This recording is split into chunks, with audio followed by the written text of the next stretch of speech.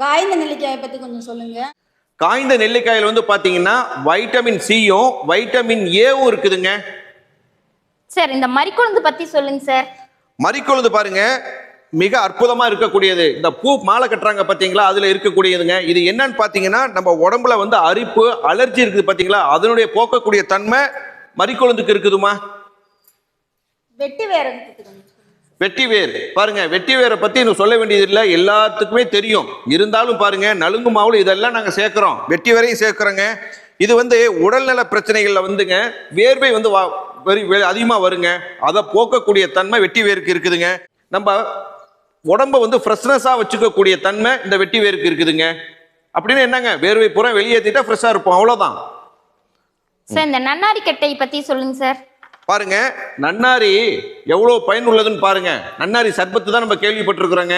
ஆனா பாருங்க நம்ம நலுங்கு மாவுக்கு நன்னாரியை போடுறோங்க. இந்த நன்னாரி இதுல பாத்தீங்கன்னா அதனுடைய பண்புகள் என்னன்னு பாத்தீங்கன்னா முகப்பொருட்களை போக்கக்கூடிய தன்மை நன்னாரிக்கு இருக்குதுங்க. அதுக்கு அடுத்தது தேமல் பிரச்சனையை போக்கக்கூடியது இதுக்கு இருக்குதுங்க. முல்தானி மட்டி அப்படிங்கிறதுங்க பாகிஸ்தானுக்கும் இந்தியாவுக்கும் பார்டர்ல கிடைக்கக்கூடிய ஒரு விதமான மண்ணுங்க இது, சரிங்களா? இது முல்தானி மட்டி அப்படிம்பாங்க. இந்த முல்தானி மட்டி வந்து ஸ்கின்னுக்கு வந்து நல்ல க்ளோயிங் தன்மையை கொடுக்கக்கூடியது இந்த முல்தானி மட்டி தாங்க.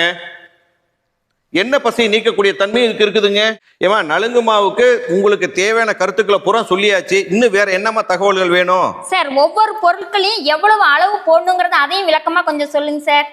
ஓகேம்மா, இப்ப பாருங்க எந்த பொருள் எப்போ நீங்க எடுத்தீங்கனாலும் சரிங்க சம அளவு எடுக்கணுங்க. இதுல 1 கிலோ எடுத்தீங்கன்னா எல்லா பொருட்களுமே 1 கிலோ எடுக்கணும், அதுதான் முக்கியம். அதே போல 500 கிராம் எடுத்தீங்கன்னா எல்லாத்துலயும் 500 கிராம் எடுக்கணுங்க. ஈக்குவலா இருந்ததுன்னா தாங்க அதனுடைய தன்மை நல்லா இருக்குங்க. சித்த மருத்துவத்தில் அதான் சொல்றாங்க, ஈக்குவலா போடணும், சம அளவு பண்ணணும் அப்படிங்கிறது தான் மிக அற்புதமானது. இந்த நலுங்கு மாவை பயன்படுத்தி நம்ம வரும் காலங்களில் நம்ம என்சைம் பண்ண போறோங்க, இதுதான் மிக முக்கியமானதுங்க. என்ன நேயர்களே, இவ்வளவு பொருட்களை வாங்கி நம்ம எப்படி செய்யறதுன்னு பாக்குறீங்களா? கண்டிப்பா நாட்டு மருந்து கடைக்கு போங்க, எல்லா பொருட்களுமே கிடைக்குங்க. வாங்கி சம அளவுல போட்டு, ரெண்டாவதுங்க காய வைக்கணுங்க வெயில்ல, அதுதான் மிக முக்கியம். காய வச்சு நீங்க அரைச்சி பயன்படுத்துங்க. அப்படி இல்லைன்னா கவலையே படாதுங்க, கீழ்காண நம்பர்ல நலுங்கு மாவு வேணும்னு சொல்லி கமெண்ட் பண்ணுங்க, நாங்க உங்களுக்கு வீடுகளுக்கே அனுப்பி வைக்கிறோம் நேயர்களே. அதனால நம்ம சேனலை வந்து ஷேர் பண்ணுங்க, லைக் பண்ணுங்க, கமெண்ட் பண்ணுங்க, மறக்காம சப்ஸ்கிரைப் பண்ணுங்க. மீண்டும் இன்னொரு வீடியோவில் சந்திக்கிறேன். நன்றி, வணக்கம்.